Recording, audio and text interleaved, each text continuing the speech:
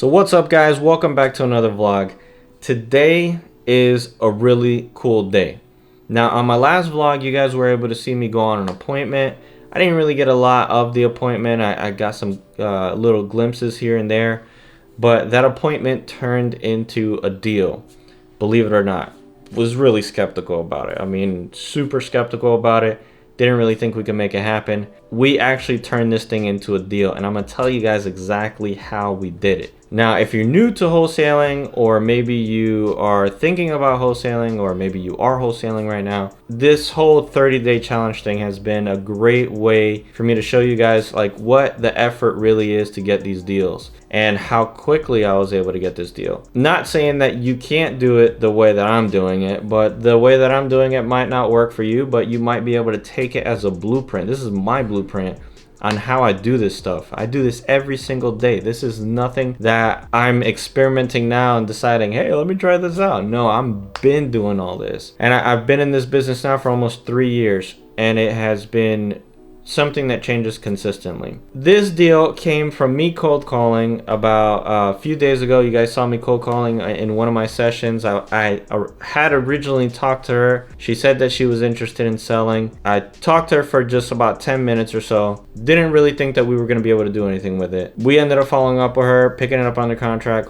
and wholesaling this whole thing within, I'm going to say, 7 hours worth of work. So within 7 hours, boom, we got a deal under contract. I mean, it's not closed yet, but it's under contract. It's gonna close within 30 days. Our buyer already has signed the assignment agreement. We already have the earnest money deposit, so we know this is gonna go through. There's a repeat buyer, so we do know this is gonna happen. This guy's bought a few properties off of me. But you know, let's get out of here and let's go check this place out. I'm gonna actually take a little tour of the property. That way you guys can get an idea of what we were able to wholesale, and then afterward I'm gonna break it down, show you guys the numbers, see what it took to get this deal, what we're gonna do after. I mean, I'm so excited. Like, the fact that I actually got something during the 30-day challenge, I was actually getting skeptical about it. I was like, I don't know, man, I've already spent quite a bit of money and I haven't gotten anything. I'm really excited to show you guys this property. So let's get the heck out of here. I'm gonna show you guys what this house looks like and how we actually did it.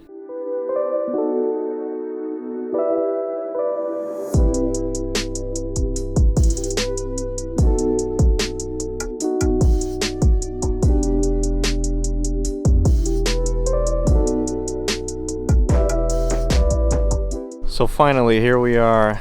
I don't know what day this is of the wholesaling challenge, but finally, after about 2 weeks of constant bombardment and constant text messaging, calling, ringless voicemails, we finally picked something up under contract that's worthy of a vlog. This property behind me, we actually have been calling this thing since June of last year, and it's actually an old list that I started calling, I think it was about a week or two ago, on January the 15th. So I think that's actually day like 5 or 6 of the wholesaling challenge. So we've been calling it since last year in June, and finally they picked up and let us know that they were ready to move forward with the sale of this property. They wanted to get rid of it because of a recent death in the family. Now, I think that sucks, you know, that somebody had to die in order for me to actually pick up this property, but you know, sometimes you know, it works out like that. Now the good thing is that I actually already sold it. So we called her on the 15th, we followed up with her on the 17th, and we picked it up under contract on, I'm gonna say, what? I'm gonna say we picked it up under contract on the 21st or the 22nd. And then my buyer came by on yesterday, which was the I think it was the 22nd or 23rd, and he bought it off me for $120, so a nice $20,000 profit. So let's jump in the house real quick. I'll show you guys what it looks like. It's actually not too bad, so you can get an idea of, you know, what we were able to do with this thing. All right, so the lighting is not the best in here, but you can kind of get an idea of what it looks like. It's okay. I mean, as far as the condition of it, the bones are solid on this thing. It's ugly. I mean, it needs updating. That's probably the worst part about this place, is it really needs updating, but it is rent ready. I mean, the way it is, you know, you can, in this area, you can rent this thing out for about, I don't know, like, I think the current rent rate on this thing is like $1,200, $1,100 around that area for a 2-bedroom. So my guy, he's gonna actually make a closet over here. We're gonna head out to the living room. And again, sorry for how dark it is. My light is dead actually. So in here, he's actually gonna make a closet right over here on this side, and he's gonna turn this living room into the actual bedroom. The reason why he can do that is that front door, even though it does go out to the front of the house, the majority of the people are gonna park back here because this is where the driveway is, and they're actually gonna, you know, just be coming in and out of there. But his ultimate goal is right here. So this is actually gonna end up being the 3rd bedroom. What they're gonna do is they're gonna take this kitchen and they're gonna put it over into this dining area. So the dining area is gonna move over. You're gonna have your kitchen here, and then right behind me, they're gonna carve a hole in that wall, and they're gonna put another bathroom on the other side. So pretty decent. I mean, not too bad so far of a house. Now I'm gonna go out on a limb and I'll tell you guys, I didn't think I could wholesale this house. I truly believe that was really high, and the reason is that this neighborhood, like maybe a year ago, you could pick stuff up for maybe 40 and wholesale it, and people might buy it. Just recently, there are a couple of comps in the area that have sold for 70, but they were like full guts, completely gutted out, non-rentable. So this would be the highest one that I've ever picked up in this neighborhood. I picked it up for 100 and sold it for 120. Now that's pretty, I mean, that's really good, for the simple fact that I didn't think we could do more than 90 and maybe wholesale it for 100. But now this brings a whole new, you know, I guess criteria for the area for me, because now I know I can pick stuff up a little bit higher and my guy will buy them. Now, will every buyer buy them? No. But my buyer is specifically investing in this area as a long-term investment. He knows that in the future, maybe 2 to 3 years, this area could be worth 200,000 to 300,000 ARV, maybe more. There are a couple of properties that have sold in the $200,000 range that are 3.2s, about roughly the same square footage of 1,200 square feet. This one's like 1,290, so almost 1,300 square feet. So definitely worth the value in the area. Now, for an 800 square foot house, I don't think anybody would pay more than, you know, 60, 70, but this still sets the tone for the whole neighborhood on what I can wholesale. And he told me straight up he wants to buy 10 more properties in this neighborhood. So I'm gonna keep hunting for him as much as possible, because it's gonna make me money, it's gonna make him money in the long run. So not too bad. This is gonna be closing probably mid-February. So that gives me about 2 properties so far that I've picked up under contract during this whole wholesaling challenge. This being the biggest deal, we're gonna make about a $20,000 assignment. So not too bad as far as 30-day challenge goes. We're gonna hop back into the office and I'm gonna tell you guys exactly what I spent to get to this point, and I'm gonna break down the timeline on how and when we got it. I'll tell you briefly though, I called it. It was down on that one day that I said that I was gonna call an old list that we've had for a long time that we haven't called. I called it midday for about an hour and a half, talked to her for about 15 minutes, and then my partner called her a few days later, trying to follow up with the condition of the property. I already knew what she wanted, that she wanted 110, and my partner was able to talk her down to 100,000. I wish I had the recording of when I called her. Then when we came out here, as you saw in my last vlog, we came out, we talked to them, and we asked her straight up, look, will you take 100 and give us 5 days due diligence to move it and see if, you know, we can actually close on it. So within 5 days, we were able to figure out whether we could sell this thing or not. I only told 2 people about it, my 2 very strong buyers, and you know, they're looking for buy and holds. One of them said that this was too expensive for her liking, which is totally, you know, understandable. It has nothing to do with whether they like me or not, because they have bought several properties off of me. But you know, for their investing style, this house wasn't going to work for them. But for my other buyer, this ended up working out for them. So pretty cool. So let's take a look at those numbers and see what it took us to get to this point and what you should expect when wholesaling.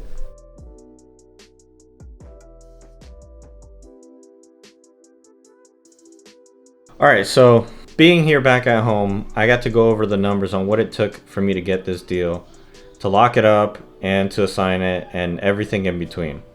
So the total phone calls that I made, and I called specifically just this one list. If you guys are wondering, it was a Driving for Dollars list from way back in June of 2020. And I was just driving and picking up every single distressed home that I found. I was able to build a list of about like 600 or 700 houses, and I was only targeting extremely distressed homes. Like they had to have at least $10,000 in repairs that I could see from the outside. Usually even seeing $5,000 in repairs from the outside would give you an idea that the inside is probably going to need just as much, if not double or triple. I called this list originally once, way back in July. Then my cold caller called it another time in September, and then I guess it fell off my radar for a little while because I was concentrating on Charlotte and a few other places, and it hit the back burner. So I decided, I saw my call times on it. You can check on Mojo to see how many times you've called the list. And I noticed it only had been called 2 times, and some people had only been called 3 times. So I was like, you know what? I'm going to go ahead and call the whole list for the 3rd time and get everybody that hasn't been called, give them a call. Maybe those, 1 or 2 stragglers in there that had, 1 phone call that had only been made to them. So as I was calling, I talked to this lady. She told me that she was ready to move forward with selling the house, but her price was kind of out of my range, but we were close. I thought we had to be around 80. She wanted 110. I kind of put her to the side. I told my partner about it. But he ended up calling her and asking about condition and seeing if we could make a deal. He kept telling me that we could make a deal out of this, that, since the area is so hot, they built that ball field. And I was like, I don't know, man. I'm kind of on the fence. I didn't think that really anybody would want it, especially the fact that she said we had to clean it out. Usually those keywords mean this house is full of junk. It sucks. I mean, I'm pretty sure.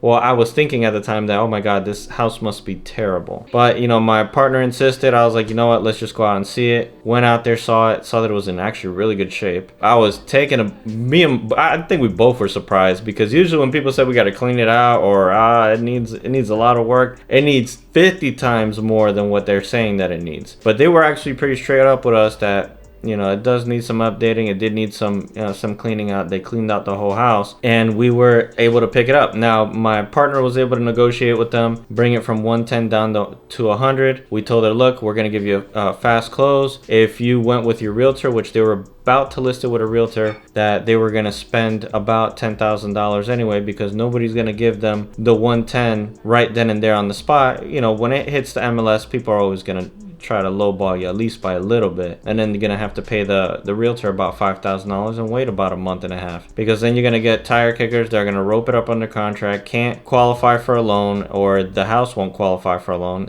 The condition that I was in, it might have qualified for something, but not for the 110 area. So yeah, we were able to basically do her a solid. She was able to get out of the house. We're gonna be closing probably February 24th, so that's pretty decent. So as far as what it took me, going back to that subject, 557 phone calls over, I think it was a 4-day period. I think I was doing about 200 phone calls a day. Then I was able to talk to her. So that's about, let's say, 15 minutes talking to her and about 6 hours worth of real work. Then going over there, taking the pictures, talking to her, building rapport, picking it up under contract, 2 hours. So there's about 2 hours, 15 minutes. And then I showed the property twice, one to, one of my other buyers, and then one to another buyer that I know. And these are both repeat buyers. So I was very confident that one of them would pick it up, especially the second one. That took about, I'm going to say 4 hours total. So we got 6.5 hours. Let's call it 7 hours as far as time invested into this. So 7 hours to make $20,000. That's pretty good. I'm very satisfied with the way it turned out. The fact that you guys were able to pick it up, during the challenge was cool. I wish I would have been able to have a little bit more context in it, like be able to hear the conversation between me and her. But it really came down to some simple stuff like, hey, are you interested in selling it? She told me straight up from the beginning, yeah, I am interested in selling it. I want 110, but I'm in the process of cleaning it out. Call me back in a week or two. We called her back faster than that. I called her on the 15th. My partner called her on the 17th. We picked it up under contract on the 21st. We were not wasting any time, and we got to her quickly. Now, what this does mean, you know, sometimes things like this do happen, and my partner's been telling me lately, you know what, we should pick up stuff under contract, even if it's a little too high. Find out if we can move it. If we can't move it within 3 days, we drop the contract. And my contract would allow me to do it. You know, usually I got about 10 to 15 days due diligence, but we'll tell them straight up, hey, you know, give me through 4 days. I'll see if I can do something with this. If I can't, that's it. We don't, you know, jerk their chain around, so to say, you know, lack of a better word, telling them, yeah, we're gonna close, and then we don't close within 30 days, and they're like, hey, what happened? I ended up moving. I put down a deposit on something. We always tell these sellers straight up, don't do anything until we have a closing date. If we ain't got a closing date in place, don't move. Don't put any money towards anything. Don't spend any money. Don't do nothing. Let us give you a closing date first. When you have that closing date, you can do whatever you want. We're good to go. That way you protect your seller as well, and you protect your reputation as well. Like, we told her, look, we need 5 days. It was a Friday, so I was like, give us 5 days. You know, we'll see what we can do with it. If we can do something with it, all we need is 5 days. I won't ask for any more of your time. 5 days is all we need. And bam, that's all it took. 5 days. Actually, less than 5 days. The 5 days would have been up on Tuesday. So yeah, that's pretty much it, guys. Now you got to see the house. House is not too bad. I wish I would have had a better light in there, man. My light was dead. I thought I put it to charge, but apparently I don't know what I'm doing. So yeah, I hope you guys found that informative as far as where we're at. So I don't know what day this is in the challenge. I think we're on day like 12 or 13. I'm not sure, just because I usually record these videos a couple days ahead of time, and then I schedule them out because it's really hard for me to like do it. Like, let's say this video right now that I'm editing, I can't edit it today or tomorrow. It's gonna be edited a few days in advance, just in case I miss a day of recording. Like, this video is being done the only time I've ever vlogged on the weekend, Sunday, January 24th. And you know, I told you guys before, I don't work on the weekends, but since we wanted to get this thing wrapped up and sold, I showed it to the buyer yesterday on Saturday, and then of course I drove by there today and showed you guys the video. She left me the key, and I was able to tour the property and show you guys as well what we picked up under contract. Definitely awesome. As far as what we've spent in the 30-day challenge, now just to put some context into play, and of course, remember what I told you about revisiting old lists? This is exactly the reason why. So I called her, like I said, on the 15th. Today's the 24th. So we're talking 10 days later. We have this thing under contract and already assigned. What have we spent so far? And what have we done to get to this point? Now, yeah, I made 557 phone calls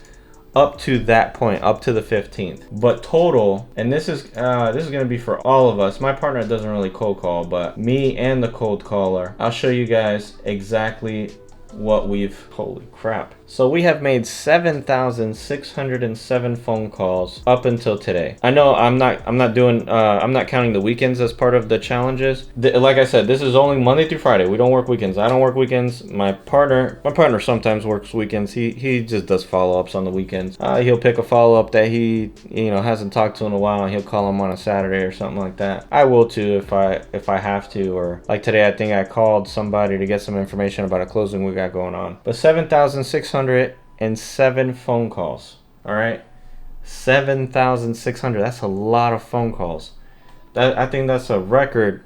By the time we close at the end of the month, on the 30th, we'll probably have like what, 10,000 or more. That's like about 3,000 or 2,500 a week. So on the phone calling aspect, my Mojo costs, we have 2 triple line dialers, we have 3 agents, so it's about $350, plus I got the phone recording and all that extra stuff. So it's about $350 for the cold calling. And then up to this date, from January 1st up until January 24th, we've sent out 4,686 text messages with 1,045 replies. The total amount comes down to, I think we've spent $160 in text messaging, and then $150 in ringless voicemail. Well, I've sent out about almost 3,000, probably, give or take. I'm not really looking at the numbers right now. I'm giving you an idea of what we probably spent. So about $150. So let me calculate this up real quick. so I'm not shooting in the dark. So I spent about $250 in skip tracing, with the text messaging, with the phone calls, with the ringless voicemail. I've spent a total this month about $910. So not bad. So what you're shooting for is, for every $1,000 that you spend on marketing, you should be able to bring back $5,000 to $10,000 in deals. Clearly, I'm not really I mean, yes, I am spending quite a bit of money, but compared to the guys that are really making like 150,000 a month, they're spending like 10 grand a month on marketing. I slowly want to make it up there. Like this month, I wanted to be up there in like the 2,000 mark. I mean, I guess I pulled a good amount of deals out with like 1,500 bucks that sometimes I feel like, man, should I really go up there?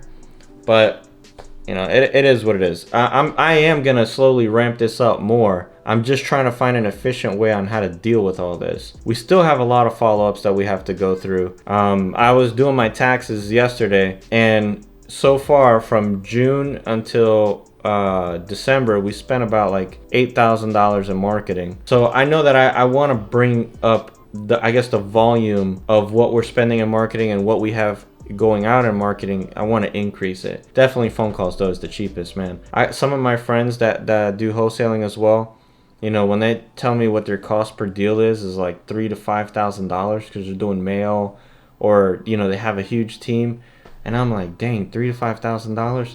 You just saw right now, $910. I made $20,000. That means my cost per deal. I've done my cost per deal before, and it's around like 700 bucks. I know that every time I spend $700, I'm gonna get a deal. And you guys will be able to track those metrics over time when you guys start wholesaling, or you guys start investing more time and more money into it. Now remember, like I told you before, putting 50, 100 bucks, it will get you started, but is it gonna get you your first deal? I mean, it's up in the air, man.